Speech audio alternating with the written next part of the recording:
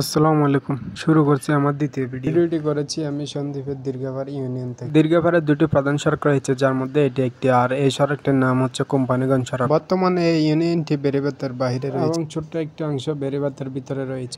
এই দীর্ঘাপাড়ার পাশে জেগে উঠেছে নতুন নতুন শহর, যা পূর্বে হারিয়ে যাওয়া সন্দ্বীপের বিভিন্ন ইউনিয়ন। এখানকার মানুষের আরেকটা সুবিধা হচ্ছে দেখেন, নতুন নতুন শহর জেগে ওঠার কারণে এরা গরু, মহিষ, ভেড়া ইত্যাদি খুব সহজেই পালন করতে পারে। আমি ভিডিওটি শুরু করেছি 1 নম্বর ওয়ার্ড থেকে, প্রায় দীর্ঘাপাড় ইউনিয়নের সেই বেড়িবাঁধ পর্যন্ত ভিডিওটি করা হয়েছে। রাস্তাটির পাশে কিছু কিছু অংশ রয়েছে গাছপালা, যা রাস্তাটির সৌন্দর্য আরো বাড়িয়ে তুলেছে।